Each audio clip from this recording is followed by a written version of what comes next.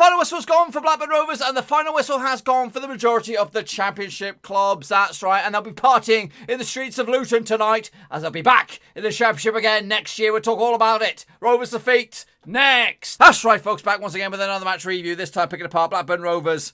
Final game of the season, and it's not a good one, and we'll get to that in just one second. If you're new to the channel, smash your subscribe button to keep you bang up to date with all things Blackburn Rovers related, Championship related, football related. We've got it all here for the last time this season under one Rooski. Now, don't get too disheartened, folks, because I'm not going anywhere. In fact, things are actually going to get a little bit interesting over the next few days. Yeah, we're going to be back pretty much straight away because we're going to do a prediction video or a sort of synopsis of the playoffs. That's right, because the first legs are just around the corner. We'll talk more about that at the end of this, but let's get into it and take a little look at, of course, the final game of the season, which was a 3-2 defeat down at Kenilworth Road. Luton Town doing the double. That's right, over these boys. That's right, not good at all.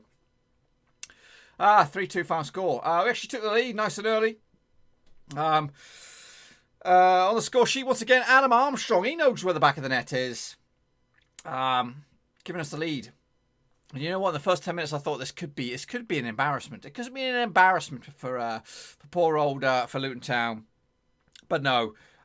They stuck to the guns and did their bit, and I felt for them actually when the first 10, 15 minutes, first 20 minutes even, I actually started feeling a little bit guilty because I thought, you know what, we're going to embarrass these poor clowns. But no, the joke was on us in the end as they actually they did the unthinkable, and what a tremendous job. Let's talk about it. What a tremendous job Nathan Jones has done. He's come in here. Of course, he did leave Luton Town at the end of last season, and he went for a big opportunity, you know, for a Stoke side that needed to get back to the Premier League, and you know, he thought he could take his magician skills over there, but it didn't work out for him, and he left. But he came back to where it all began for him, really, and he's done the unthinkable and got Luton back, or keep him in the old Championship, when you wouldn't have thought that 2, 3, 4 months ago, whenever, before the old lockdown. You thought Luton were nailed on to go down, but they're back. They're going to stay here, stick around, and of course they're going to come back to haunt us next season. So yeah, despite taking an early lead, two big fat OGs gifted Luton the lead. Hayden Carter, unfortunately, was on the receiving end of one, and then Bradley Johnson made it 2-1 to Luton Town. Goodness gracious me. They actually put a cherry on top to make it 3-1 in the second half. Collins, their goal scoring machine from the penalty spots. 3 gifts, you would say. And then when the going is good, the going is good. We actually did make a game of it, though. Gallagher got a consolation goal for us on the 75th minute. But it was too little, too late. Yeah, and the proof is in the pudding. The proof is in the stats, boys. We actually had more stats than they did. Well, you know, aggressive-wise. 14 shots to their 8, 67% possession compared to their 33. Better pass success rate, 80% to their 62. More aerial duels won, more tackles on the ground, more corners, all that kind of good stuff. But yeah, let's take a look at the starting 11s now, shall we? Starting with the hosts, they had Slugger between sticks, Craney at the back, Bradley, Carter-Vickers and Bree. And Panzu, who is a player, what a player he is, a right old handful. Doing the defensive duties, and he also causing kinds of problems in the midfield. Ree alongside him as well. Betty in the middle.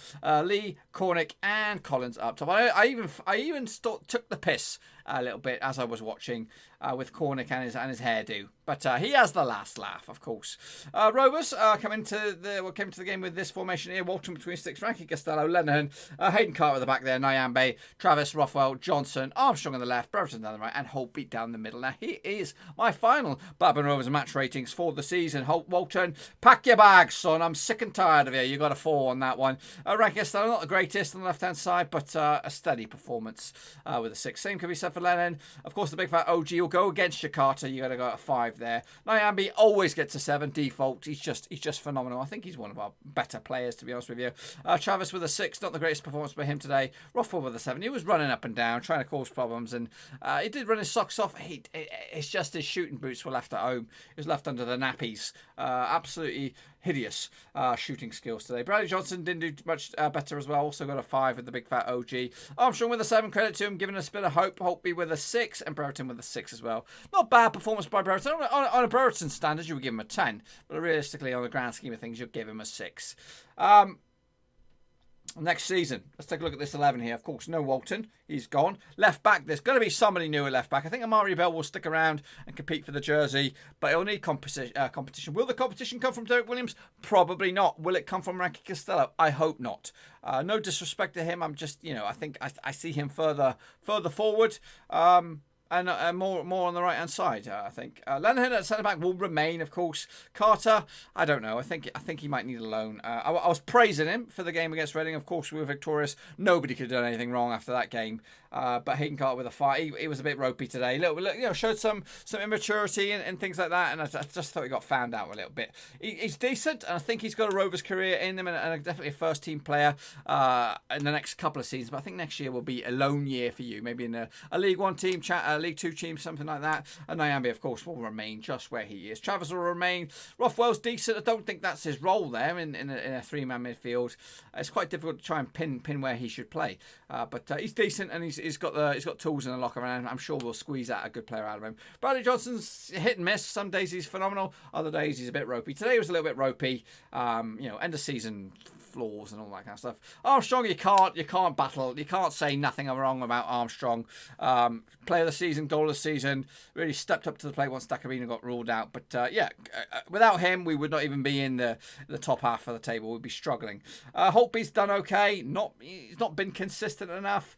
I love him as a player, as a person, and I'm hoping next season at a full season, we'll get more out of the tank from Holtby, and of course Brereton. Getting better week by week, and unfortunately the break or the end of the season's come probably at the wrong time for him. Let's take a look at some more stats for you here for the game. We had more touches, 754 to their 457, more passes, 560 to their 273. Like I said about the shots, we had 16 of those. Just four were on target, 7 were off target. And 2 were goals. That's right. But look at the stat here for Fulham. 8 shots for them, 6 off target, 1 on target, but they got 3 goals. What's that all about? Well, it's the big fat OGs, and it's the penalty, of course. That penalty was the one and only shot on target, and it was the goal, I believe. Anyway, let's not get too disheartened. Of course, some cameos, of course. We probably saw the back end of Danny Graham. Looks like he's going to be moving on to pastures new, or maybe even he's going to hang up the boots. I don't know. He's been a tremendous servant. If that's the case, I don't know. I'm not on the inside of anything. I don't know any bits and pieces about who's going, who's staying, and who that kind of stuff. I can just show you my opinion, and my opinion is I think he's done. And he's going to move on. Wages-wise, it's the smart move. It's probably a smart move with Downing as well. I love Downing. I thought he was phenomenal. But the wages probably not what we could afford at this time. And other players that might be on the way out. Who else is on the way out? Charlie Mulgrew, he's probably going to go. And again, I'm sure Mulgrew, Graham and Downing are all on significant wages. Loutweiler as well. And of course the loanees, Walton and Tonson and Rabayo. So 5 or 6 players, you would say first team-ish. They'll need to go and they'll need to be replaced one way or another, whether it's freebies, academy, or whatever, your loanees again. But it's going to be interesting new season next season, and hopefully we'll make that step up to the next level, which is now. I was hoping for top 10. I think unfortunately we just fall out of that bracket. We were in the top 10 for like 85 minutes of the game today, but just to fall out of it at the end when Leeds added a couple more goals to the tally. We need to make that next progression, which is top 8, and we even say, and I'm on that in that bracket as well, top 6. Mowbray needs top 6, or otherwise I think it's ta-ta for you, Tony. But I'm going to give you another year. We'll take a little look at what you do in the summer or /fall. Of course, we got the weird ass transfer window this season. But yeah, too little, too late for now. But next season, let's see what you got in the locker. This is the heat maps. If you're a heat map man, just goes to show. Look at that. Look at that barren space in the middle there. Luton Town had nothing really attacking going forward. They're just a couple of lucky bits of possession. Freak incidents in amongst the D. Ends up in the back of the net. As for Rovers, though, all over the place trying to find that goal. It just didn't work out. Usually, around about now, though, we would hear what the gaff has to say. But I haven't heard from him. I've not heard from him, and that's actually given me some, a little bit of concern. What's going on with the gaffer? Is he already on his communications with India? What's he going to do? I don't know. No words from Moby, unfortunately, but we do have words from the fans, and we'll get to them in a minute. Let's take a look at what else went on in amongst the championship, of course. It's been a topsy-turvy day. Wigan They did muster a draw against High Flyers Fulham, which kind of shot to shit their promotion ambition. So 1-1 in the end. But it's too little too late. For as it stands, we'll get into it for Wigan. They're going to go down according to the table. So 1-1, not good enough for Wigan. Of course, the 12-point deduction thrown into the mix straight after the final whistle, but it's too little too late. Luton Town, though, they'll stick around for another year. 3-2 wins, of course, over Rovers. The Warnock effect was in full effect as Middlesbrough put a 2-1 win over Sheffield Wednesday to get them a bit of a boost towards a climb in the table as the season comes to a close. Swansea, well, that's where the story was at, boys. The story was at Reading, and of course the story was at Nottingham as Reading lost 4-1 to give Swansea a monstrous win and a good, humongous goal swing, as also Stoke City beat Nottingham Forest 4-1 at the City Ground. That's a sacking offence. It's a sacking offence that you see where Nottingham Forest were at the start of the reboot. They just needed one or two results to go their way. They didn't muster a thing. So they tumbled out of the playoffs. Up step Swansea and up step Cardiff to a 3-0 win for Cardiff over Hull City, who go down as well. They'll be going to the Championship. We're going to go to the Championship. And joining them will be Charlton as they lost 4-0 to Leeds. Goodness gracious me. Yes, the Champions put a bit of a barnstorming effect as their final game in the Championship. As Brentford lost to Barnsley. Goodness gracious me. What a Houdini that was as well. Barnsley. Of course, if the Wigan thing gets overturned, I think Barnsley are going down. But as it stands, they're staying up. At this moment, as of recording, they are going nowhere, and they'll be back next year, which is good. I think Barnsley caused us problems. They beat us did they beat us? Yeah, they beat us at their place. Luton beat us as well. We kind of struggled a lot against the shittier teams. No offence, but the lower teams that were struggling came from League One last season. The teams that you would expect to be struggling for relegation, we just didn't deliver, and that's what's cost us a top 10 finish, a top 8 finish, and even a playoff finish as well. Millwall, though, did demolition a job on Huddersfield, managerless Huddersfield. Whoever's goes in there has got a rebuild on their hands, and it ain't going to be the Cowley boys. Bristol City and Preston took it out to a 1-1 draw. I didn't know that. I thought that might have gone the other way. Of course, we talked about the Forest game. Birmingham lost, of course, to Derby, and they just about survive as well. 3-1 win for the Rooney FC. And, of course, West Brom could only muster a draw, 2-2 draw against QPR, but it was enough. It was enough. None of the top three or the three contenders managed to win today. This is the table as it is, really. Leeds are going up. They're joined by West Brom. Slaven Bilic has done it. Miraculous job there. Brentford, Fulham, Cardiff and Swansea will duke it out for the playoffs. Forest will be feeling a little bit hard on as they go down, as they don't make the playoffs by 1 goal. Millwall did a tremendous job finishing as the best of the rest as well. Preston up there. Derby. Rovers into 11th spot on goal difference above Bristol City. QPR finishes mid-table in 13th. That's not bad for result for them. Stoke now up to 15th as well, ended the season strongly. Middlesbrough 17th. Down the foot is Hull, Wigan, Charlton. They're down. Barnsley stay up by the skin of the teeth. Birmingham lucky to get away with it. Let's take a look at what the fans have to say. Or Rob Young said, top half finish, slightly more points than last season. Our youngsters are looking confident. Armour's stepped up. Brero, Galley are starting to find the goal. All done without Brady Dack. I call that progress. Roll on next season. A bit of positivity there for you boys. But not everyone's like that. Nath Nixon said, another bang average season. Need to invest massively in the next transfer window. Meanwhile, Thomas Evans says, pathetic. Big changes needed this summer or expect attendances below 12,000 next season consistently. Ben C said this result was so typically Rovers predictable. And Anthony Baldwin says this to the decent, genuine Latics official fans. It's a disgrace what's happened and the EFL needs to take some serious responsibility for the situations. To the F-wit fans who laughed at Bradillac when he tore his ACL, enjoy League One again. That's a bit of karma for you there, folks. Phil Mickey Seed or Speed says, there will always be disappointment as we had the chance after the restart, but very positive season to hopefully build on and hopefully to move forward. Meanwhile, Rishki Shishka said something I never thought I would have been saying this time last year. I would be gutted to see Stuart down in League Rovers. Hashtag Rovers. Meanwhile, Ant Nixon said, lost home and away to Luton, lost to Barnsley, then just above a relegation, lost and drew with Hudders, drew and lost to Brom. Embarrassing, taking 5 points out of 24 against them. Also drew at home to Stoke and Borough. So 7 points out of 30 against bottom sides. Yes, it's disgusting. Yes, it's not good enough.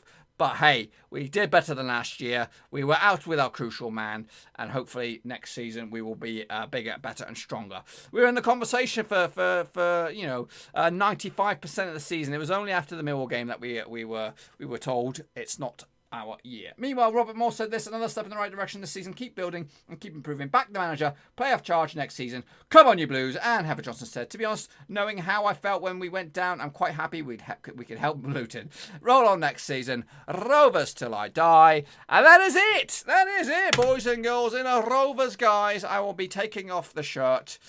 Maybe.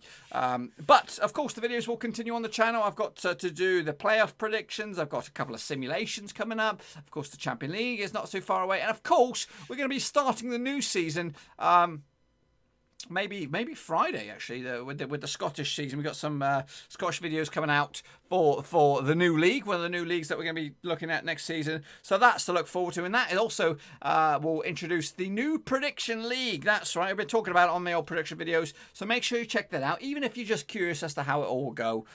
So make sure you check in next week. And the best way to do that is bang the subscribe, bang the old little bell, and of course, give this video a bit of love, just to tell me that you love it and that you're looking forward to next season. Rovers, though, build. Let's see what we got. I'll be keeping an eye on the transfers. The transfer window is it open? I think it's open. I think it's open right now, all the way through to mid-October. So it's going to be a strange old one, this. And hopefully Mowbray will get a bit of money. I don't know what the situation is. Probably not good. But of course, we're going to lose a bit of the wage cap. 5 reasonably high earners going to go away, and hopefully we can reinvest that. With some more loanies, free transfers, there's a good few options in the free transfer market, and what I'm looking forward to is to seeing who will pull on the gloves next season and become our number one. It's going to be a huge shoes to fill from David Raya, of course, not Walton. I thought Walton did okay, but the back end of the season it was too comical, too error prone for me. But that's it. No Mowbray, unfortunately.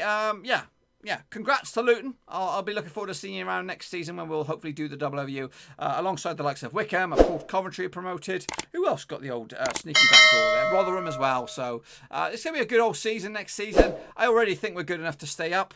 Are we good enough to get promoted? Not just yet, but we'll have a little look in a few weeks' time. Until then, boys, give this video some love. Smash the thumbs up. Smash the subscribe. Take it easy. And let's see who gets promoted via the playoffs. Unfortunately, it's not us. Thanks again for watching. Please like, share, and most importantly, hit the subscribe button to keep you bang up to date with all things Blackburn Rovers related, Championship related, football related. We've got it all covered right under one roof. And while I still have you, please be sure to check out some of the old videos scattered along here. I hope.